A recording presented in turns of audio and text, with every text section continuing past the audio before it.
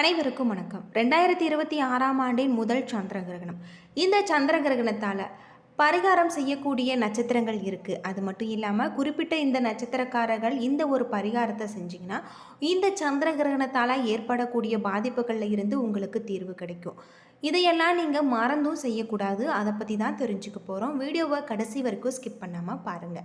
நம்ம சேனலை நீங்கள் இன்னும் சப்ஸ்கிரைப் பண்ணலைன்னா மறக்காமல் சப்ஸ்கிரைப் பண்ணிவிடுங்க. வாங்க வீடியோக்குள்ளே போகலாம். 2026ஆம் ஆண்டு முதல் சூரிய கிரகணம் பிப்ரவரி 17ஆம் தேதி நிறைவடைந்தது.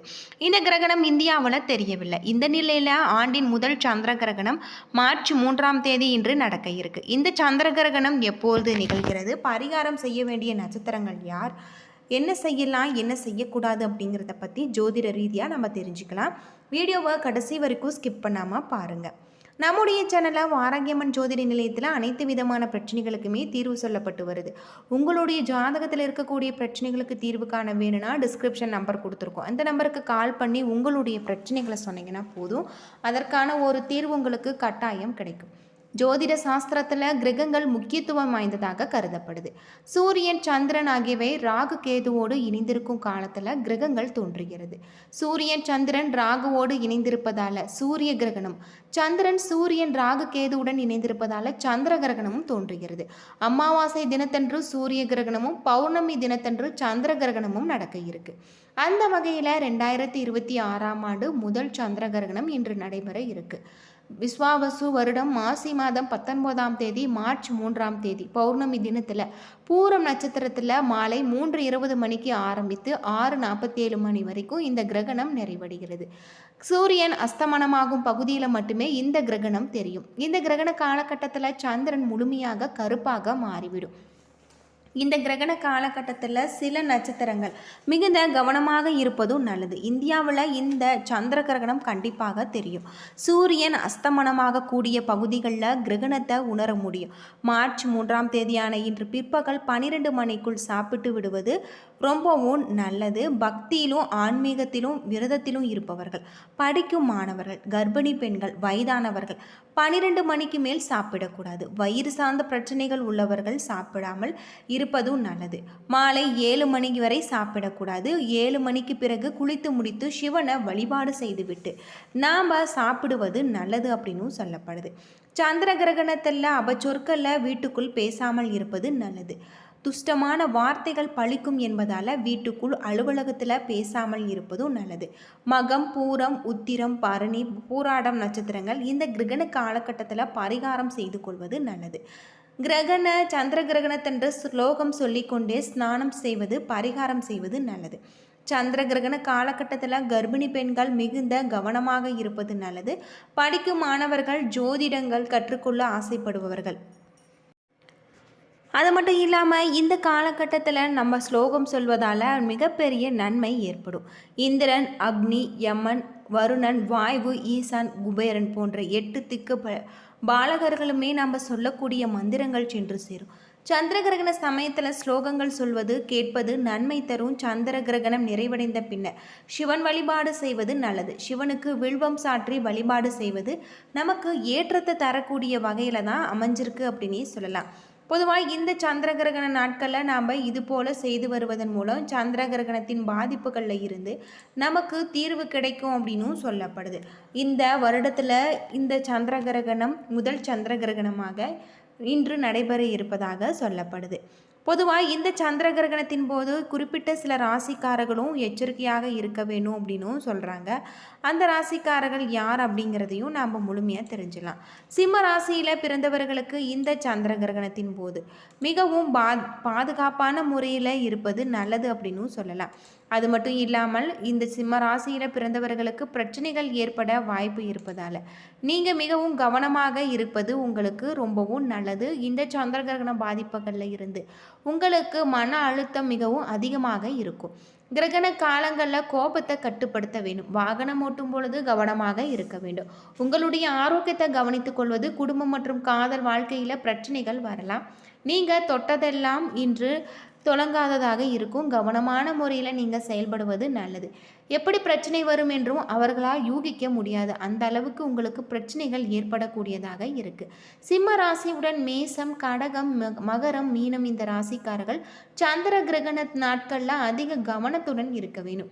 இந்த ராசிக்காரர்கள் சந்திர கிரகணத்தின் எதிர்மறை தாக்கம் அதிகமாக இருக்கும். இந்த நேரத்தில் நிதி இழப்பு, மரியாதை குறைவு போன்ற பிரச்சனைகள் ஏற்பட வாய்ப்பு இருப்பதாலும் கவனமாக இருக்க வேணும். வாகனத்தில் செல்பவர்கள் மிகுந்த எச்சரிக்கையுடன் இருப்பது நல்லது. உடல்நல பிரச்சனைகள் வரலாம்.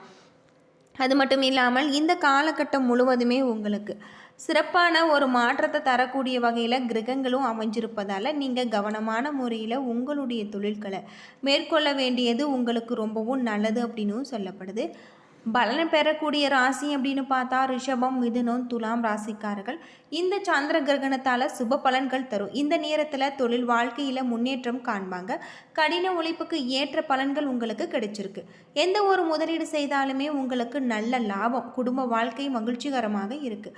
மற்ற ராசிக்காரர்களுக்கு கலவையான ஒரு பலன்கள் கிடைச்சிருக்கு அப்படின்னும் சொல்லப்படுது. சந்திர கிரகணத்தின் தீய விளைவுகளை குறைக்க சில பரிகாரங்களையும் நீங்கள் பின்பற்றினார். இந்த நேரத்தில் முடிந்தவரை வெளியே செல்வதை நீங்கள் தவிர்க்க வேண்டும். மந்திரங்கள் உச்சரிப்பது, கடவுளை பிரார்த்தனை செய்வது போன்றவை செய்ய வேண்டும். ஆபத்தான செயல்களில் இருந்து விலகி இருக்க வேண்டும். கிரகணத்திற்கு பிறகு குளித்து வீட்டு சுற்றி கங்கை நீரை தெளிக்க வேண்டும். கிரகணத்திற்கு பிறகு கோவிலுக்கு அல்லது ஏழைகளுக்கு உங்களால் முடிந்த தியானம் செய்ய வேண்டும். சந்திரன் வெள்ளை நிறத்துடன் தொடர்புடையதால் அரிசி, சர்க்கரை, பால், வெல்லம், வெள்ளை போன்ற ஆடைகளை நீங்கள் தானமாக கொடுப்பது உங்களுக்கு ரொம்பவும் நல்லதாக இருக்கும். இந்த காலகட்டம் முழுவதுமே நீங்கள் இது போல செய்து வருவது உங்களுக்கு சிறப்பானதாக அமைஞ்சிருக்கு அப்படின்னே சொல்லலாம். சந்திர கிரகணம் பாதிப்பில் இருந்து விடுபடக்கூடியதாகவும் உங்களுக்கு சொல்லப்பட்டிருக்கு. அது மட்டும் இல்லாமல் சந்திர கிரகணம் முடிந்த பிறகு குளித்துவிட்டு நீங்கள் சாப்பாடு செய்து சாப்பிடுவது ரொம்பவும் நல்லது அப்படின்னும் சொல்லப்பட்டிருக்கு. இந்த துலாம் ராசியில் பிறந்தவர்களுக்கு பூர்வ புண்ணிய ஸ்தானத்தில் வலுத்திருப்பதால் சூரிய பகவான், செவ்வாய், புதன், ராகு ஆகிய கிரகங்கள் அங்கு அமர்ந்திருக்காரு. ராசிக்கு 6ஆம் இடத்துல சனி பகவான் அமைந்திருக்காரு. சந்திர பகவான் உச்சமாக இங்கு அமர்ந்திருக்காரு. ராசிக்கு பாக்கியஸ்தானத்தில் குரு பகவான், லாபத்தில் சந்திரன், கேது அமர்ந்திருக்காரு அப்படின்னே சொல்லலாம். இந்த காலகட்டத்தில் உங்களுக்கு சந்திர கிரகணத்தில் நீங்கள் கவனமாக இருக்க வேண்டும். இந்த காலகட்டம் சந்திரன் சுக்கிரனின் நட்சத்திரமான பூரம் நட்சத்திரத்தில் கிரகம் பிடிக்க உள்ளதால் இந்த கிரகணத்தை நீங்கள் பயன்படுத்தி கொண்டால் அற்புதமான வெற்றி உண்டாகும். கிரகணத்தின் போது உங்களுடைய ராசிநாதன் சுக்கிரன் 5ஆம் இடத்தில் அமர்ந்திருக்காரு. மிகப்பெரிய வெற்றி உண்டாகும். சினிமா, நாடகத்துறையில் இருப்பவர்களுக்கு மிகப்பெரிய வெற்றி முன்னேற்றம் உண்டாகும். 5ஆம் இடம் உங்களுக்கு பூர்வ புண்ணிய ஸ்தானம் வலுத்துள்ளதால் நன்மைகள் ஏற்படலாம். 5வது ஸ்தானத்தில் செவ்வாய் அமர்ந்திருப்பதால் கிரகணத்திற்கு பிறகு திருமணம் உறுதியாகும். திருமணம் சார்ந்திருப்பவர்களுக்கு நல்ல வரன் கிடைக்கக்கூடியதாக இருக்குது. குரு பகவான் உங்களுடைய ராசியை பார்ப்பதால் தீமைகள், துன்பங்கள் உங்களை விட்டு விலகும். 5ஆம் இடத்துல செவ்வாய், ராகு சேர்க்கை இருப்பதால் நண்பர்களுடைய விஷயத்தில் நீங்கள் கவனமாக இருக்க வேண்டும். நண்பர்களுடன் ஏற்படக்கூடிய பொழுதுபோக்கு தவறான ஒரு பொழுதுபோக்காக இருப்பதால் உங்களுடைய பெயர், புகழ் கெடுவதற்கான வாய்ப்பு உள்ளது. நண்பர்களோடு பழகும் பொழுதும் வெளியிடங்களுக்கு செல்லும் பொழுதும் பாதுகாப்பாக நீங்கள் இருப்பது நல்லது. உயர்கல்வி படிக்கும் மாணவர்களுக்கு இந்த காலகட்டத்தில் உங்களுக்கு நல்ல ஒரு அருமையான கூடி வரக்கூடியதாகும். துலாம் ராசியை சேர்ந்த மகப்பேறு மருத்துவர்களுக்கு, புற்றுநோய் சம்பந்தப்பட்ட ஆராய்ச்சி செய்பவர்களுக்கு நல்ல பெயர், புகழ் கிடைக்கக்கூடியதாக இருக்குது. இந்த காலகட்டத்தில் உங்களுடைய துறையில் நீங்கள் மிகப்பெரிய ஒரு சாதனையை படைக்கக்கூடியதாக, வெற்றி யோகம் ஏற்படக்கூடியதாக சொல்லப்பட்டிருக்கு. 6ஆம் இடத்துல இருக்கக்கூடிய சனி பகவான் எதிரிகளை வெல்லக்கூடிய யோகம் உண்டாகும். நீண்ட நாட்களாக வயிறு மற்றும் உடல்நல பிரச்சனைகள் அனைத்துமே உங்களுக்கு நிவர்த்தியாகும். லாபத்தில் சந்திரன், கேது அமர்ந்திருப்பதால் நல்ல மாற்றங்கள், முன்னேற்றங்கள் ஏற்படலாம். குறிப்பாக துலாம் ராசியில் பிறந்தவர்களுக்கு இந்த கிரகண காலகட்டத்தில் கணபதி மந்திரங்களை சொல்லி வருவது உங்களுக்கு நன்மை தரும் அப்படின்னே சொல்லப்படுது. என்ன நண்பர்களே, இந்த வீடியோ உங்களுக்கு பயனுள்ள ஒரு தகவலை தந்திருக்கும்னு நினைக்கிறேன். வீடியோ பிடிச்சிருந்தால் லைக் பண்ணுங்கள், ஷேர் பண்ணுங்கள், கமெண்ட் பண்ணுங்கள். இது போல் தகவலை தெரிஞ்சிக்க நம்ம சேனலை மறக்காமல் சப்ஸ்கிரைப் பண்ணிடுங்க. நன்றி நண்பர்களே.